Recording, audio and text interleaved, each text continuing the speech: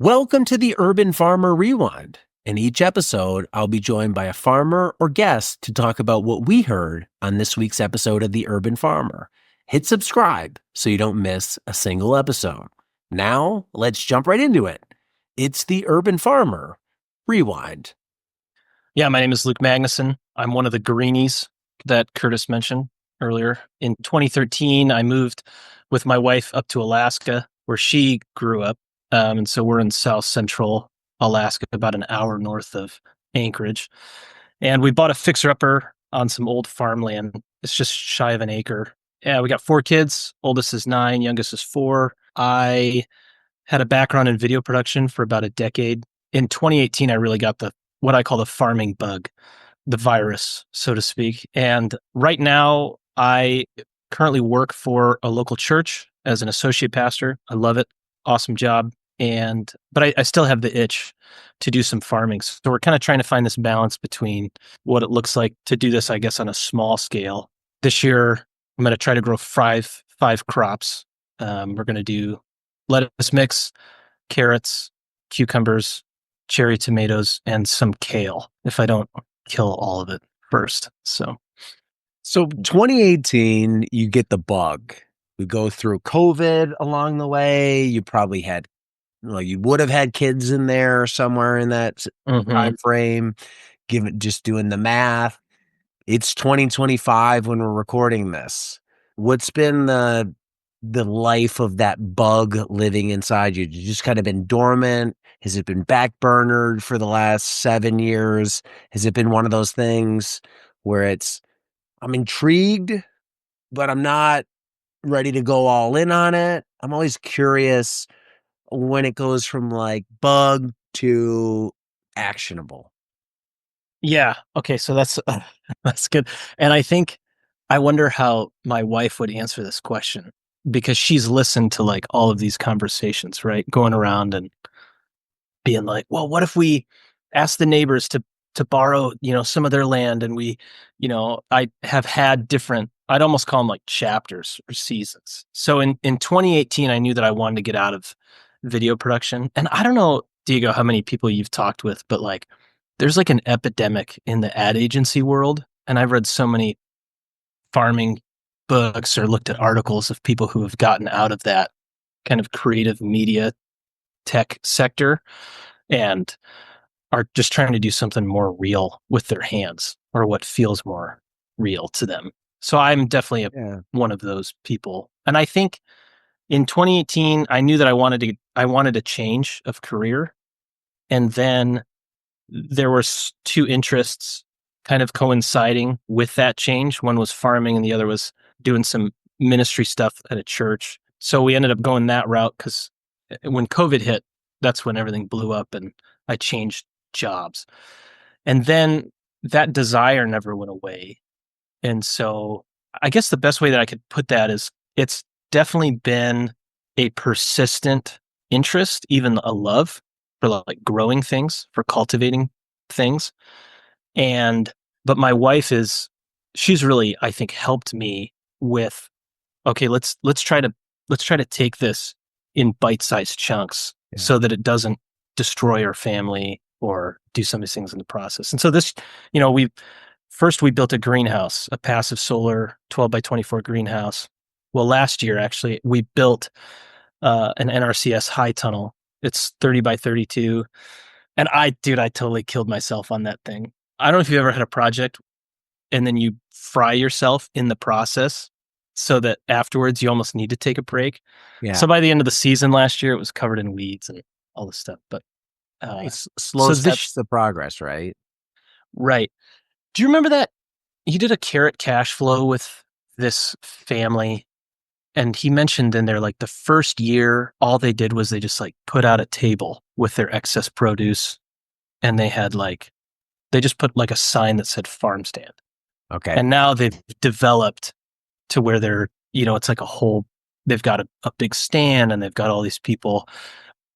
He talked a lot about economics and just kind of being like slow and steady in your That, process. that was probably Tony Barlow with Barlow Roots, because that's been Yeah. his approach that I've always resonated with, and it's interesting hearing your story. This idea of one sector career path in life, wanting to get into something, in your words, real, and I think that's a good representation of it.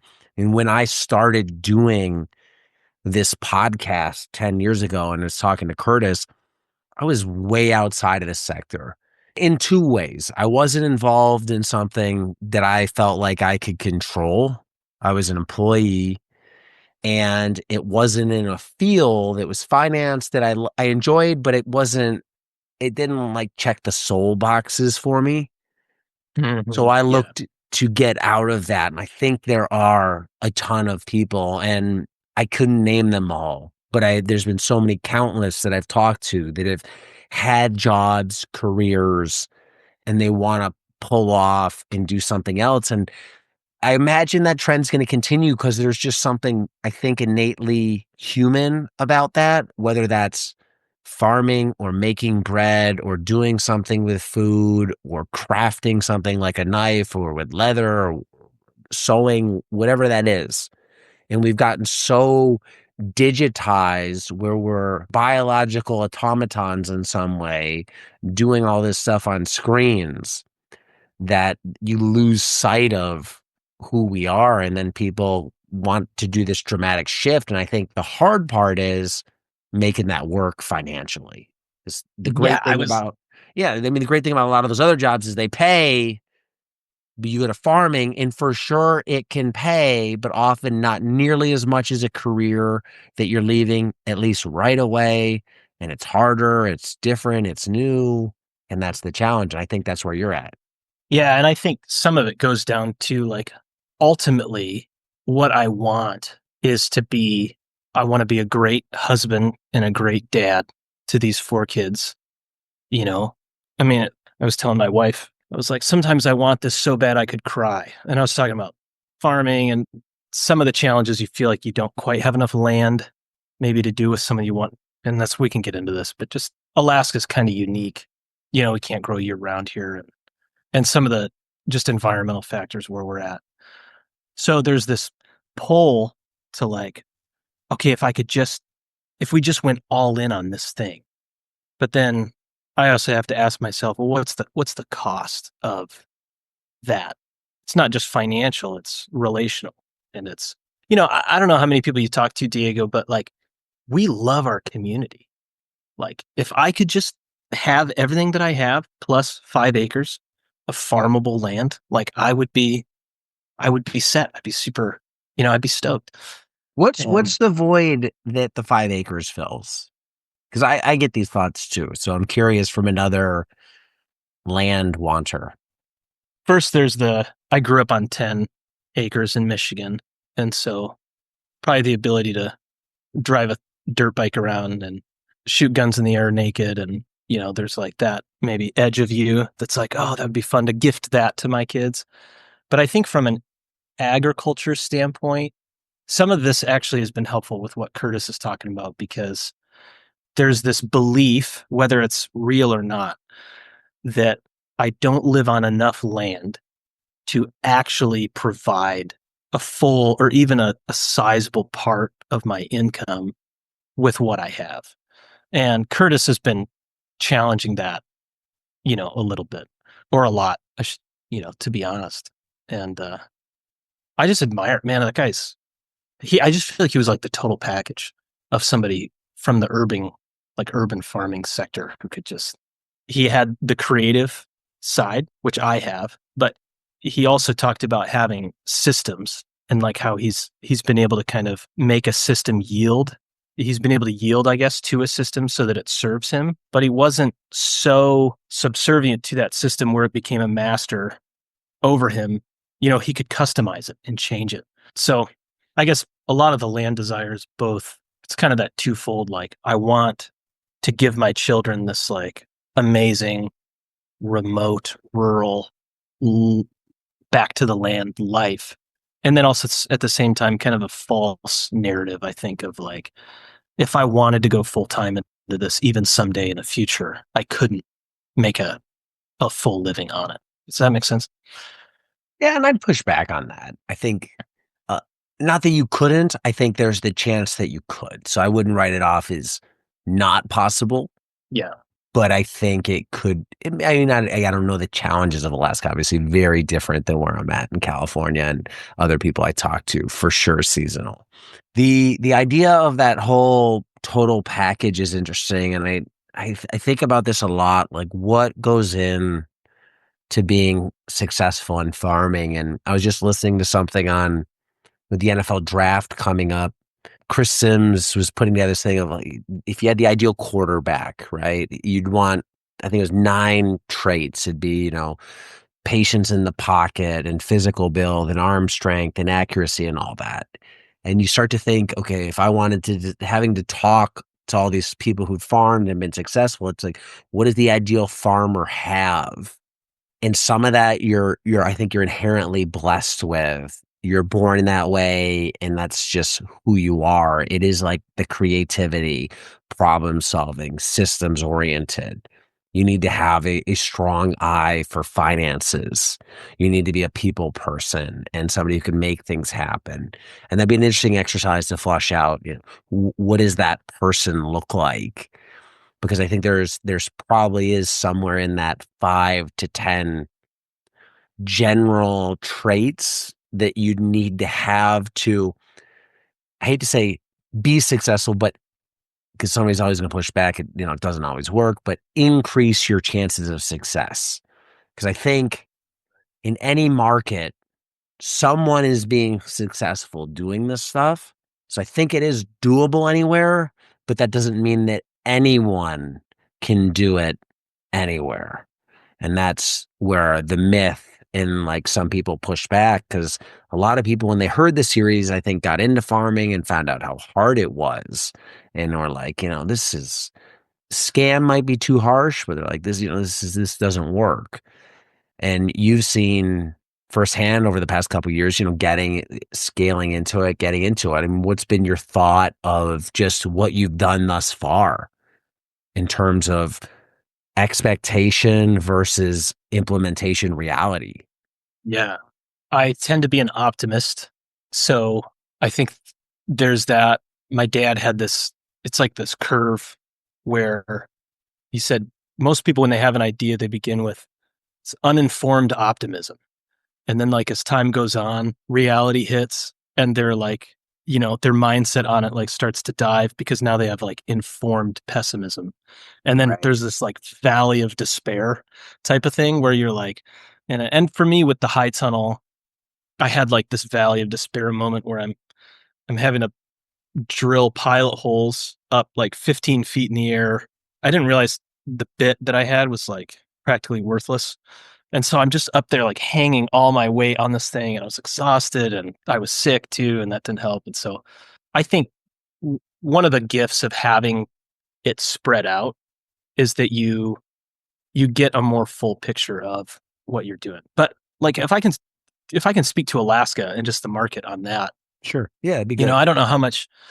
So an organic 16-ounce package of lettuce, like spring mix, runs anywhere from, I would say, like $6.99 for like its cheapest stuff at Fred Meyer, which is like the Kroger brand, all the way up to like sometimes $10+. And so, most of our produce needs to be either barged or trucked up. So by the time it hits your stores, it's, a week to 2 weeks old. And I believe really strongly that Alaska has an agricultural market for this type of thing. There's a handful of people in the area that I live that are making a go of it and they're profitable. They're making it work. So I still have that optimism with like, yes, I can do this. I think one thing that I'm also coming to grips with is that like when Curtis was doing this, he could just pour himself into this. It seemed like for the first 5 years, he was really just like, he said one time, like there's just days where I was so physically exhausted. I was just like, I couldn't do anything.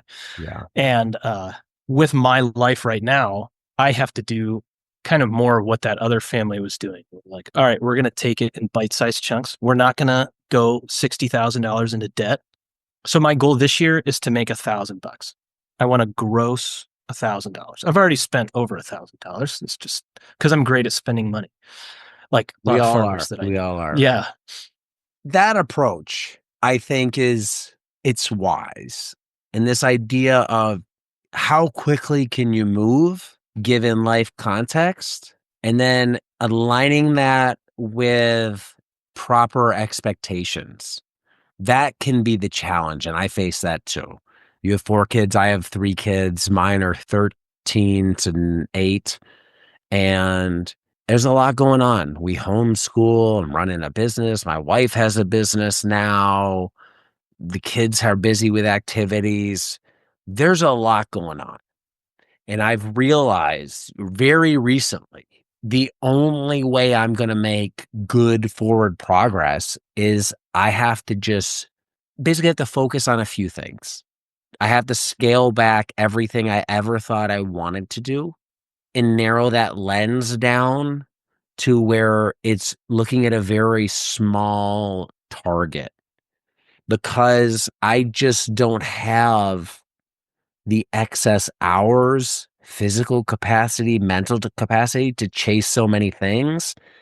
When we recorded this, Curtis was single, early 30s, no kids.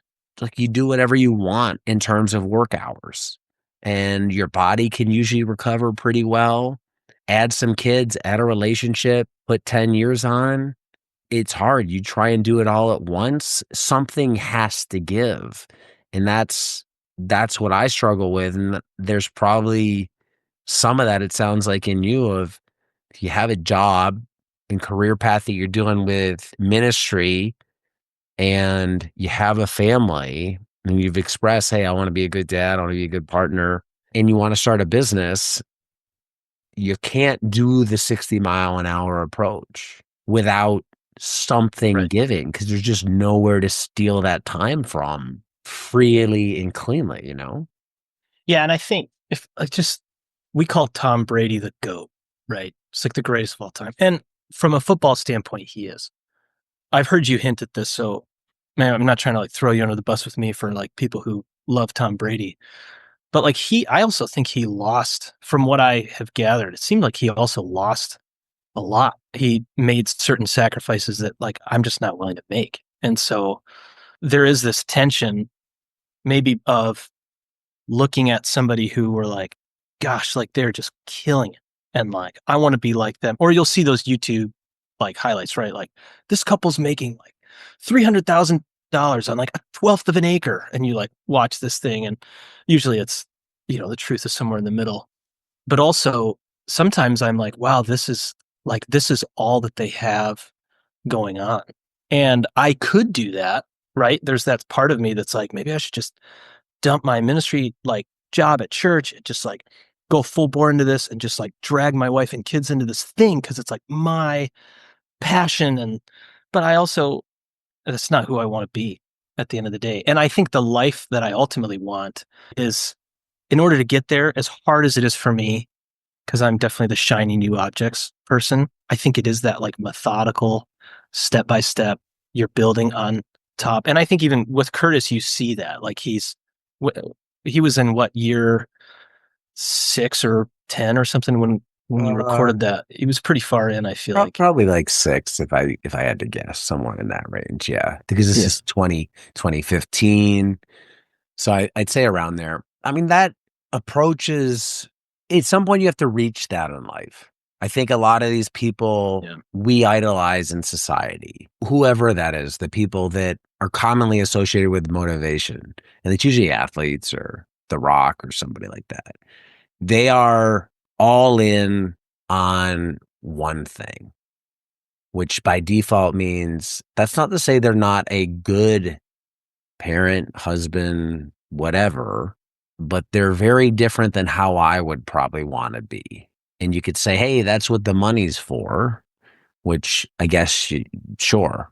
If you leave your family with generational wealth, that sacrifice might be worth it. But I can't reckon that. I even see some entrepreneur people who talk on YouTube, and they're Just go, grind, don't take vacations. And I know they have kids and stuff, and it's just no prioritization towards other things. So at some point along the way, I have just accepted, look, I'm on a slower approach and a different approach. And I think that was me saying, here's what I need a business to do. It needs to pay our bills, save some, not feel like there's a lot of pressure. It can't absorb 80 hours a week of time and be super stressful. And that's fine. If it doesn't grow to be massive, then it doesn't. But I'm not willing to trade in time that my kids have for the chance of getting more dollars. Because there's no guarantee. It's not like, hey, put more hours in and you're making more money. And I just see how fast it goes. Your oldest, you said, is 9. My oldest is 13. Just that gap of 9 to 13, that was COVID till now. It's just gone in a flash. It goes by so quick. And I get really sentimental about this time. And part of me is like, well, if I want to run faster, I can do it when my kids are gone. And yeah, it's later in life, but I can't get this time back. And we're surviving. I'm happy with it. I'm content. But that's really the hardest part, is getting everything aligned in your brain and your heart, you know, where you can actually proceed and not drive yourself mad. Because for a while, part of me internally is wanting to go to the right and the other part's wanting to go into the left, and there's constant conflict, and I'm beating myself up about it. Where at some point I just said, what's the path? This is the path. Be happy with this. I'm going to choose this one, which inevitably means sacrifice. Any path is going to have sacrifices, and go down that one, knowing that, yes, you're leaving things out, potential optionality, but you're assuring you get certain things. Like if I commit to time with my kids, that's a guaranteed win. Right. I can't get that same guarantee whether putting in more hours for an employer, putting in more hours for my own thing. So I chose that.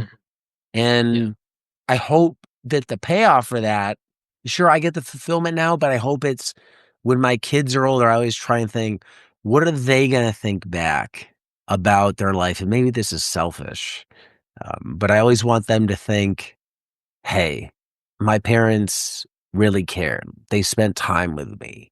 They gave it their all. And I think the greatest gift I can give to the world is if I can put 3 people out in the world that are beyond functional, then maybe they can do the same. And then that helps ripple out from there. And that's really what I've tried to do. Yeah. And part of that too, I think, goes back to that, like you end some podcast with like, how do you say, be nice, be thankful, and Do the work. yeah, how do you say it? Yeah, do the work. And that, both, this applies, I think, to farming as well as parenting, but I don't know if you've ever found this, but it's way easier to sit on my computer and research, like, or look at real estate, and daydream about the perfect 10 acres than it is to like get off my butt, go out and broad fork this bed and like seed cells in these 200, cell trays so that I can actually get a harvest, that I'm hoping for. And I don't know how many people are like me, but I got to a point where I was like, I can't keep sitting here daydreaming about what I don't have. I need to open my eyes to all that I do have and start just making the most of it. And, and then if more opportunities open beyond that, that's great. But like, I want to farm and I don't have the money, and nor does our family. Like my wife and my kids, we don't want to move, and I don't want to move our community. And so, just today I was taping portions high tunnel to keep it a little bit more airtight. And I was like, this is what I need to be doing right now. I need to actually be doing the work of farming where I'm at. And then I think also, even with parenting, it's like I need to be doing the work, because the harvest, I guess, you could say that I want with my kids is I would love to be doing trips with them when they're old, and like I'm hanging out with my grandkids and they actually want me to come over. And not everybody has that gift, but I think that's almost the work of cultivating now that I want because that's the harvest that I want for my family. I don't know if that makes sense, but No, it's well said. I'm a It's well said. I think you're right. There's a danger in overlearning, daydreaming too much, and it's a form of procrastination, I guess, because you're either doing it or you're dreaming about how, well, I could do this instead. And at some point, you just got to go. And I've talked to people who've wanted to do podcasts and stuff over the last 10 years. And I'm going to start a podcast, but I'm working on this part of it. I'm trying to come up with a name with the show or a logo and something. It's like, damn, man, just pick something and publish and go and figure out all the rest of that stuff later. But we get caught up in this just looking because you're right. It's easy. It's fun. It's the highest form of gratification and dopamine to just look at stuff. I used to be the same. I used to go on Redfin all the time and like look around for areas of like blank land and all that. And now I just ban myself from that. Like I I can't do can't. that. I literally told myself, or no, I told myself and then I told my wife, I was like, I am not going to look at real estate in 2025. Like I'm done. I've burned so much time and so much mental, like emotional capital. I don't know. So yeah, I'm with you there. I became a big believer in I have zero point 0.6 of an acre where I live. And this is how I helped rectify it. I could do as much as I can on that. There's always more to do. I give myself 6 acres, 10 times as much. I don't know that I'm going to be doing more. It's just more stuff to do, more spread out, less time inside the whole. It's going to, sure, I'll be like, hey, I have all this other extra land. But then I also don't want to be like, I don't have a career farming. So when I go outside and putter around in the yard, that's rec time at the expense of maybe doing something else with somebody in my family and if they don't want to come out. So I don't need to go hide out there and do more things. So yeah, I just said a while back, like this is good enough.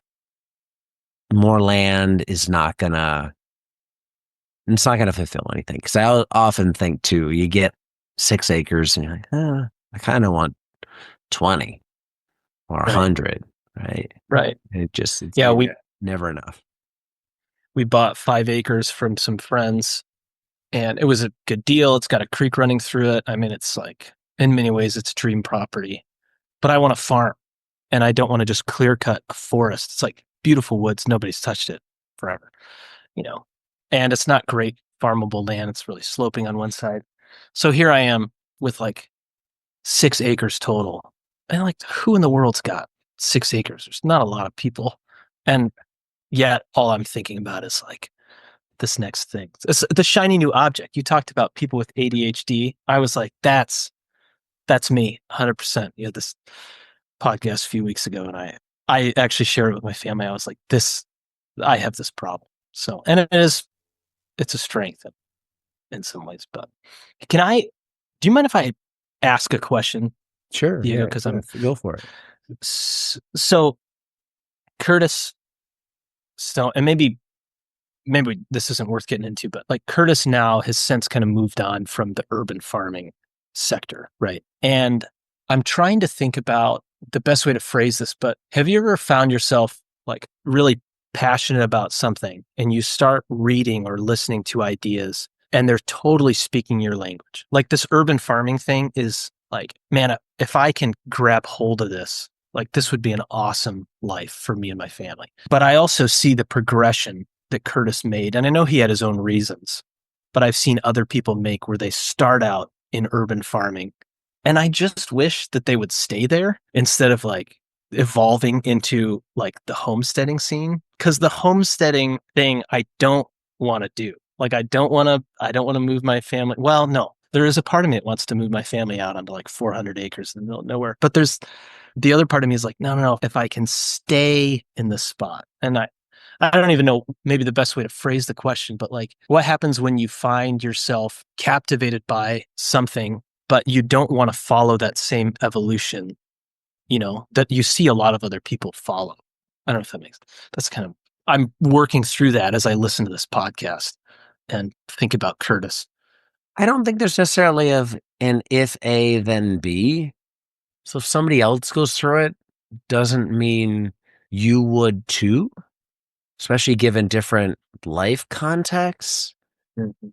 I think when you find something in life that resonates with you, dive in, and you'll know very quickly if that was lust or love. Hey, did I really want to do this? And usually, like, now I've learned, when I dive in relatively cheap, get enough stuff to give it a reasonable go, and I'm not afraid to abandon stuff. Not my thing. And then just go where it takes you. Like, let it pull. And if you evolve, you evolve. I don't think there's a negative in that.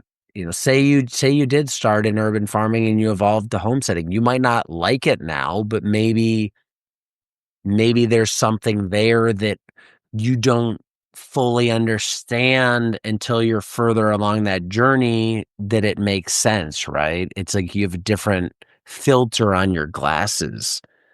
I think the key is, this is not totally answering, but it's when you find something, you have to hit go and pursue it and start switching off other things and saying, I'm not going to even look at other stuff and I'm going to just jump into this. Because I think there is a big cost, just like learning, there's a cost to dabbling. You can dabble to a fault where it can be literally expensive. It can just chew up time. And I think everybody has windows in life to really get certain things done. Obviously, the younger you Mhm. are, the more physically abled you are. Kids can make things complex, but you can work with that. So don't use up the early life energy on too much, and I would just let it go in whatever direction it goes. As long as everybody enjoys it, then no harm, no foul, right? Yeah, I think about the person who's like, I live up here in Alaska, and so it's kind of like a novel concept when you go down to what we call the lower 48. People will be like, where are you from? And you say Alaska, and they're like, oh, and then they'll be like, I've always wanted to like move up, live off grid. That's kind of like a trend, in the last, I feel like 5 years. It's really kind of, and so I think that piece of like, well, is everybody on, like, can everybody be on board? You know? And right now, my family, like, it wouldn't be healthy for us to just move out onto 40 acres away from our family and community. I mean, we've got my in-laws here and stuff who live local, and so that's kind of been its own check. But at the same time, my wife has really been supportive of me being able to do this. I mean, we've got two big structures in our yard besides our house. We've got this huge high tunnel in the front yard, and we've got this, thing on the back. And so some people feel like all they can, I have to go all the way in order to be happy. But I've found it's also kind of helpful to be like, all right, within these healthy boundaries, what can we do? I found a lot of fulfillment, within that. And I also just, if I can rant just a little bit, like Alaska is great for some people, and some people come up here and love it. But I also think from a farming standpoint, we have some of the most unique, in my opinion, my humble opinion. I haven't traveled over the world, but I think we have a very unique and challenging climate. You've got areas in the interior that get 90 degrees in the summertime and literally 60 below Fahrenheit in the winter. And they'll get snow in May and then September again. And so, and where I'm at, we get like 90-mile-an-hour winds sometimes, mostly in the winter. We'll have trampolines, blowing into the next person's yard. And my neighbor's fence fell down. He had an 8-foot high fence and just busted like 4x4 posts at one point, and then we get a lot of sun where we're at, and the wind blows away most of the snow. So we tend to get spring even like 2 weeks earlier than other people. So I guess I share all that just thinking about sometimes you have this desire, but you don't necessarily have the knowledge built up. And finding that balance of having the enough knowledge to pursue that desire in a healthy way, and also not just sitting on your butt daydreaming all the time and actually going and doing. So where are you in that whole stage? Do you think you have enough knowledge? Is it just flipping the switch and it's go time? I think I'm ready to grow and sell things. I'm ready to move this from a hobby or a passion into like this is now a business, and we're placing expectations on it. They're very modest. Like I said, we're just trying to grow $1,000 this first year. But yeah, I've learned a ton. And I would say like we've flipped the switch Yeah. into taking that step. The good thing I think about a region like that is you're seasonally compartmentalized. You have a window. So in some ways, that's a ticking clock. I have to make use of this window because I don't get all year. And it gives you a period to focus intensely and then a bunch of time to be off and review and look at everything and reevaluate. You could probably grow some things in the winter and adapt. I get all that, but let's assume you don't do any of that. So I hear your story and it's just like, hey, you got this summer, right? You crush it. I don't know, maybe August, can you grow until where it starts really changing, or when does your season end? Yeah, honestly, daylight is one of the biggest challenges. Like Curtis talked about when you plant, like he would do succession planting, right? And he'd have this, and then you'd plant like a week later, and all of it would grow and Yeah. be harvest ready at the same time. So yeah, we're ready. Like I can grow tomatoes in the greenhouse through September. There's a hard frost that hits end of September, early October. I have a passive solar greenhouse, which I'm a firm believer in. Like we have a peach tree in our greenhouse. We harvested grapes last year. Like it's a total game changer for our northern climate. But in the peak of winter, we only get 15 minutes of direct sunlight as it comes out between these two mountains. So, even if we hypothetically heated a space year round, like we just couldn't even. So real compartmentalized. So we're recording this end of March, so it's going to be go really soon, right? So this year for those May, June, July, August, we'll call it 5 months, give or take. Let's just push, right? Try and sell $1,000 worth of stuff. Last year, you said you gave away a lot. With this year, as we say here today, what's the plan? I'm mostly going to do mixed, like lettuce mix. And I made either the mistake or the brilliant decision to do primarily heirloom seeds. I'm definitely still in the idealist phase of the like farming journey where you still have like, I'd love to do it this way. So I'd love to not use plastic mulches. Next year, I might be like, screw it, want to play with my kids and not weed all the time. So, but we're going to try mostly, I think if I have a breadwinner, it's going to be salad mix. And then I think second to that would be carrots. And honestly, man, I'm going to try to grow mostly in the high tunnel undercover, which might sound ironic because I'm trying to avoid plastics, but that's a separate thing. Like it's end of March, but it's been a warm spring here. And in that small greenhouse, I've just got a little milk heater that I'll turn on low overnight. This week, I'm going to be able to harvest my first set of lettuce for a couple of customers. It's not going to be a lot. I'll probably have less than 4 bags. So it's not changing the world. But I will say, I feel like the man because I'm like, who else is growing, lettuce in March in Alaska? And there's probably a bunch of other people doing it, but it's cool it's one of the benefits, I guess, of having embraced the limits that I've got is that I've been able to learn on a small scale that's manageable. Some of these things that I just don't think I ever would have done this had I had 5 acres to begin with, Right. So, Which can often be a big curse. You start with way too much, and that can be a massive problem. Do you think this is a proof of concept year? Is it prove it to myself that I want to do this and can do it this year? Is it a learning year? What's the goal in terms of where you're at in life with this whole farming dream? How do you view this? yeah, so I've been working at the church for 5 years, and we'd love to give it 10. We'd love to be there for 10 years in this role that I'm in. And beyond that, I think we're really open to what that looks like. So I would say this year it's another step in that progression of trying to learn both, okay, is this viable? Can I do this in a healthy way with my family?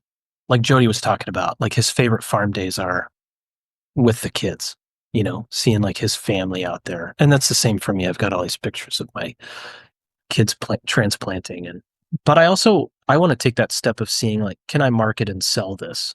I really believe in fresh greens in our local community. Alaska is a very unique place because most of the produce we get comes from like California. I mean, given that, West Coast.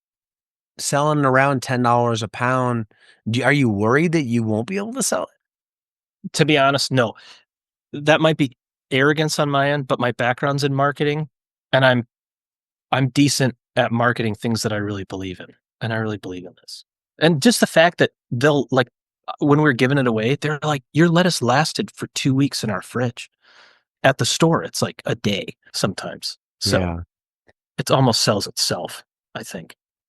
Yeah, I hear these stories of places like that in Hawaii. I talked to somebody growing microgreens on the Big Island, and they were killing it in a good way.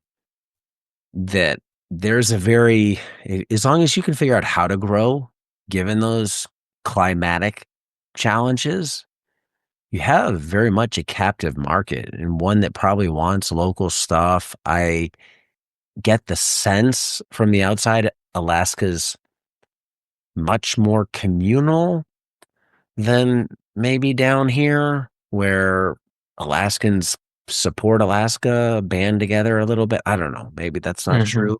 That if you're like, hey, I grow this here, that there would be people that would seek that out, maybe over something imported from wherever it comes in, and the freshness advantage, the shelf life advantage. So it seems like if you can do it, produce, the market's there. So the selling it sounds like it might be the easy part.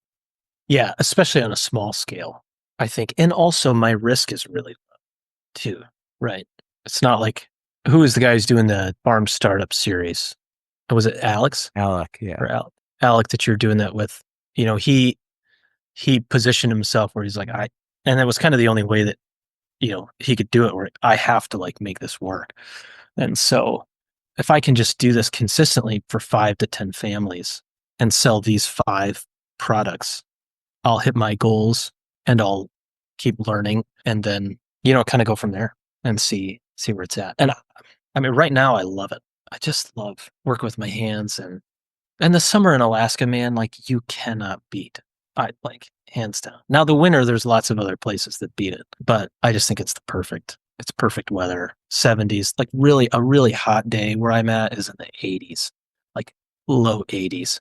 And people are like dying. Lowe's is selling out of fans. They're like posting on social media, like, we're not going to make it, It's like, so say you hit the goal this year, $1,000. I mean, you'll hit it. 1,000. You have to almost try not to hit it or not do anything, because I think $1,000 you can sell that. I mean, that's only 10. That's 100 pounds of lettuce over 4 months if you just sold lettuce. Say it goes well. What's the plan next? What's phase 2? Just as you see it now. Obviously, you have a different view in December after having gone through it. But if you can envision this now, phase 1, hit $1,000, go through it. Okay, we're talking again 1 calendar year from now. What's phase 2 as you see it today? I think probably developing a more robust business plan and a crop plan. Those are two things that I haven't really yielded myself in a sense, or like brought that kind of structure into this. Year two would be part of that would probably be creating maybe even a 5-year business plan, assuming that we love it, we're ready to, keep this progression, and then also developing some form of crop plan. It's just so hard for me to manage Yeah. that. I think It's that's what I need to do. it's learn and see if you still like it at the end of the year. That's what it sounds like. Sounds like you like it now, Hmm. but it's, you're not diving in so much where it's like, hey, I know what I want to do. I know where I want to go. Yeah, you're in low first gear. You don't have to be in fifth, but it seems like if you were more confident in this direction, you'd be in like third gear. Yeah, yeah. I think that's a good actually analogy. Is almost like, okay, what would it look like to shift into the next gear, you know, for next year? Some of that, to be honest, man, is like I'm looking for. Like I almost want to ask you that question. Like in fact, if I can be so bold, it's like let's say that I love it. You've run a business, you've seen many people like me, probably that you interfaced with. What would you recommend a person like myself to be thinking about for year two? Right.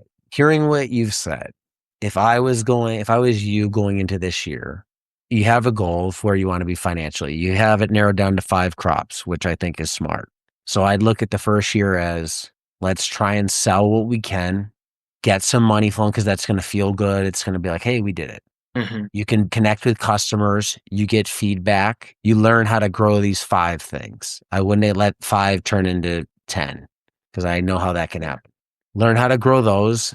And then at the end of the year, I'd say, keep notes all along the way. Did I actually like doing this? I'm not saying this will be the case, but I think there's a strong possibility that you'll love it. But I also think there's a strong possibility that you're like, I love the idea of this, but I don't want to do it as a business. And I say that whether that was you in farming or Joe Smith in some other business. I think anybody, when you go through a year of something, like let's call this paper farming, there's this paper trading people did when I was in stocks. You're trading stocks, but using false money. We're really doing this, but it's a training wheels business. There's not a lot of expense. There's not a lot of risk, but we are going to pretend it's real, sell stuff, track expenses, do it like we should. So we know at the end of it, yes, I love it. No, I hate it. Fine. Nothing lost. We checked it off the box. We can go on to the next thing. Mhm. If it's year 2, then I think you start to look at things like, how did my time management go? Did I have time to do as much as I thought or less? If you have time to do more, then we could scale up. Again, I think you're gonna easily hit that $1,000 goal. So maybe you do 5,000. All right, next year I want to do 10. What's it going to take to do that?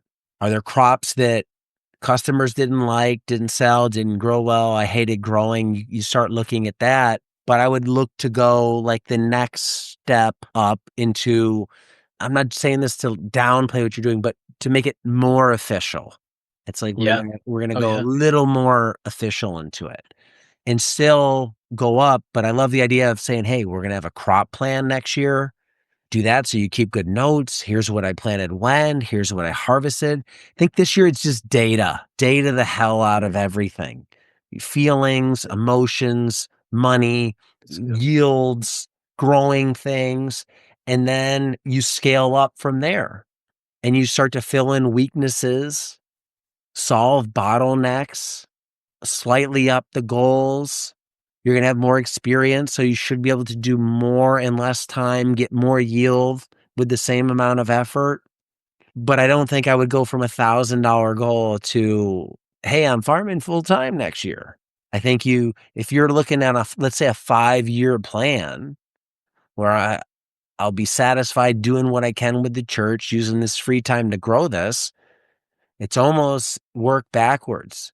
Fine, I leave the church at 10 years. I don't have to, but if I did, what do I need a farm to yield and profits and then back up from there. So I know in 5 years I need to be able to pay myself $60,000 direct to me in wage. Okay, Yeah. fine. In order to do that, I have to do $100,000 in sales. Well, that means, all right, then in year 4, I want to try and do 75. In year 3, I want to do 50. In year 2, I want to do 10 or whatever that is. And then start to think, hey, is that possible? What do the restaurants look like in the area? And maybe next year it's another market stream. It's something like that. That's where I would go. But I would definitely say hearing somebody who's a like spirit in me that admittedly loves chasing shining objects, doing other things, I would make sure you have waypoints you're hitting that keeps pulling you forward. And if you find yourself deviating, I would ask yourself, do I really want to do this deep down? Because if you're really committed, it shouldn't be hard to do this stuff, even when it's really hard to do it. And if you find yourself not wanting to, or slacking, or pseudo doing it, then I think you have the hard conversation with yourself and you say, self, love the idea of this, but do I love it so much that I actually want to do it? And that's where you find out whether this is just a fun dream or a true life journey. And that's probably what you're going to get out of this year the most, in addition to all the other knowledge you pick up.